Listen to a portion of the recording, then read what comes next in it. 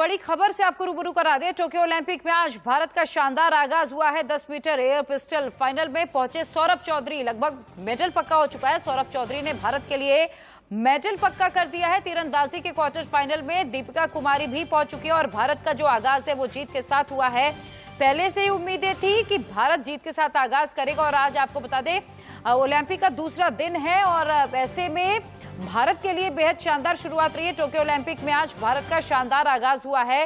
सौरभ का 10 metre air pistol final में लगभग मेडल पक्का हो चुका है। वहीं 49 किलोग्राम वर्ग में मीराबाई चानू भी जीत चुकी हैं। तीरंदाजी के क्वार्टर फाइनल में दीपिका कुमारी पहुंची, यानी 3 मेडल लगभग पक्के माने जा रहे हैं भारत के लिए। और भारत का आपको बता दें ये दूसरा दिन है। आज तीरंदाजी के क्वार्टर फाइनल में दीपिका कुमारी पहुंच चुकी है और ऐसे में तमाम स्पोर्ट्स प्रेमियों के लिए ये बहुत बड़ी बात है। टोक्यो ओलंपिक में भारत ने लगभग 2 से 3 मेडल शुरुआती दौर में ही अपने पक्के कर लिया। आपको बता दें इस बार सबसे ज्यादा एथलीट्स ओलंपिक में भाग लेने के लिए पहुंचे। करीब 129 एथलीट्स ऐसे हैं जो इस बार ओलंपिक में अपना दमखम दिखाने वाले हैं और भारत का नाम रोशन करेंगे। सौरभ चौधरी ने भारत के लिए पहला मेडल पक्का कर दिया है। वहीं तीरंदाजी के क्वार्टर फाइनल में दीपिका कुमारी भी पहुंच चुकी हैं। इसके अलावा मीराबाई चानू भी पदक जीत सकती है और 49 किलोग्राम वर्ग वेट लिफ्टिंग में तीरंदाजी के क्वार्टर फाइनल में दीपिका कुमारी भी पहुंच चुकी हैं। और माना जा रहा है कि अब 2 से 3 जो मेडल हैं वो भारत के लिए लगभग पक्के हैं।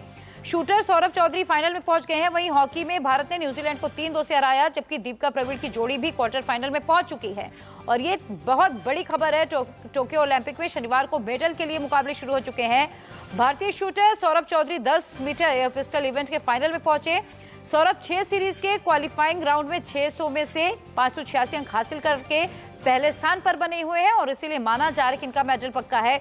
इस इवेंट में एक और भारतीय शूटर अभिषेक क्वालिफाइंग राउंड में बाहर हो गए और आपको बता दें 575 अंक हासिल कर 17वें स्थान पर रहे। क्वालिफाइंग में टॉप 8 पर रहने वाले शूटर को फाइनल में जगह मिलती है और सौरभ टॉप 1 पर है।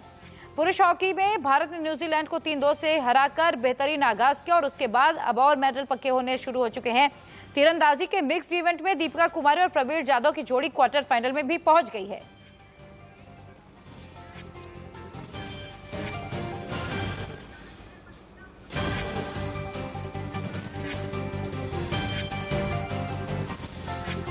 और हमारे साथ मेरठ से सनुज जुड़ चुके हैं, हमारे सहयोगी। सनुज, ये बेहद उत्साहवर्धक खबर है कहा जाए। सौरभ ने लगभग मेडल पक्का कर लिया भारत के लिए और शानदार शुरुआत ओलंपिक में भारत ने की है। हाँ देखिए, बिल्कुल आपने सही कहा। वाकई देश के लिए और मेरठ के लिए इससे खुशी की कोई बात नहीं हो सकती।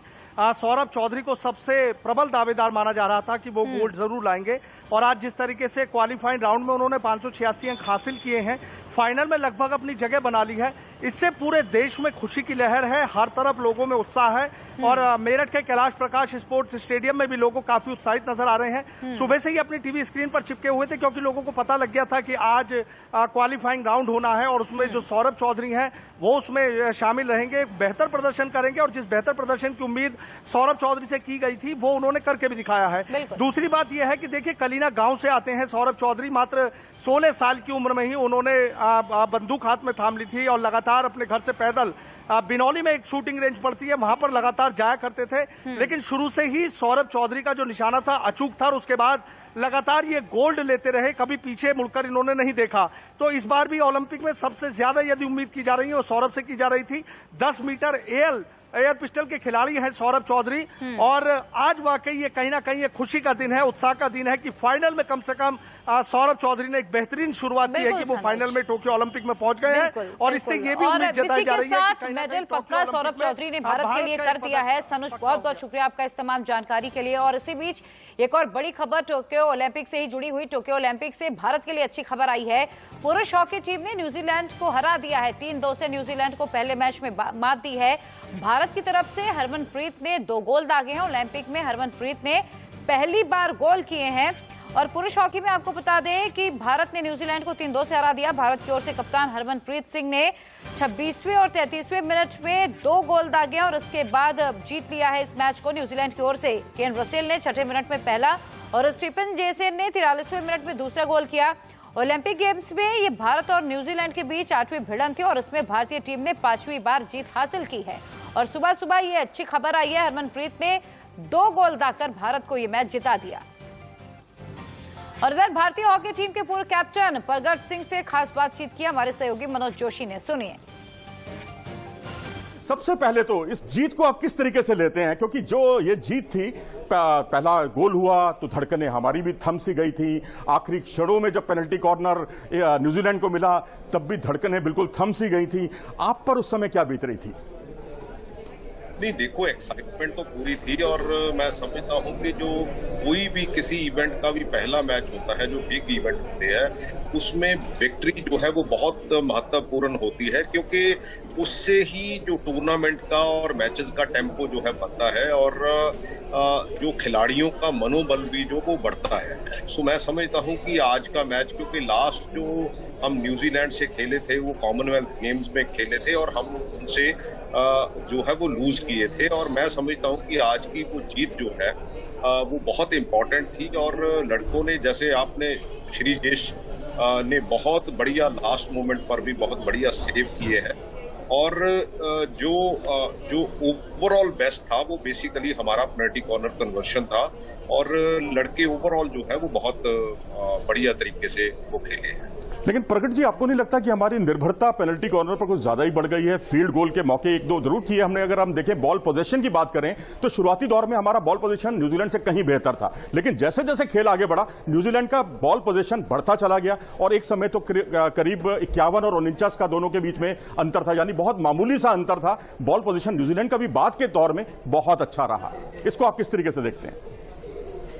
नहीं, देखो, आज की हॉकी में जो बेसिकली बॉल पोजेशन है, यस, उसकी इंपॉर्टेंस तो है, लेकिन उसके साथ साथ जो पेनिट्रेशन ऑन द सर्कल है और जो पेनल्टी कॉर्नर कन्वर्शन है, जीतती वही टीमें हैं, क्योंकि जो आजकल फील्ड गोल जनरली जो पहले दिखा करते थे वो आज नहीं है, लेकिन उसकी जो जगह है वो पेनल्टी कॉर्नर ने ले ली है। जब से खैर एस्ट्रोटर्फ की हॉकी आई है, उसमें पेनल्टी कॉर्नर का बहुत इंपॉर्टेंट रोल है, और ये हमारे दोनों लड़के जो है वो हरमनप्रीत और रुपिंदर पाल, क्योंकि 2 का कॉम्बिनेशन बहुत बढ़िया है, और मैं समझता हूं कि यही हमारा डिफरेंस होगा आने वाले मैचों में भी, और विनिंग में भी हमारी यही कहीं ना कहीं जो हमारी रणनीति है और हमारा प्लस जो है वो यही रहने वाला है।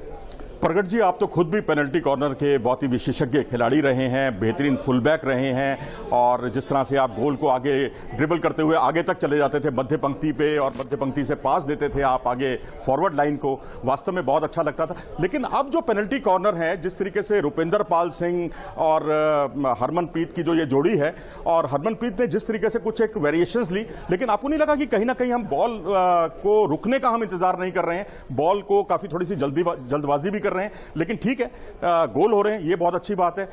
इस पर बारीकी से जरा अपना थोड़ा प्रकाश डालिएगा कि क्या ये आदर्श स्थिति थी हमारी, जो एक पहले पुश होता था और उसके बाद गेंद को रोका जाता था और उसके बाद हिट ली जाती है, इसमें कितना आप इसको नंबर देंगे? पूरी तरह से हम परफेक्ट हैं या इसमें अब थोड़ा सा गेंद के रुकने का इंतजार करना चाहिए? नहीं, देखो, जो गेम है उसमें काफी चेंजेस आई है, स्पेशली क्योंकि जब हमारे जमाने से और इस जमाने में बहुत सी चेंजेस हैं। मैं समझता हूं कि अभी जो पेनल्टी कॉर्नर में हमारी बेटर परफेक्शन है हमारे टाइम से, और मेरा ख्याल ये दोनों लड़के जो बहुत अच्छा, क्योंकि वैसे तो ये कॉम्बिनेशन होता है, लेकिन एट द सेम टाइम कहीं ना कहीं जो ये कॉम्बिनेशन चल रहा है और जो फोर्स है और जो एक्यूरेसी है वो डेफिनेटली बेटर है, क्योंकि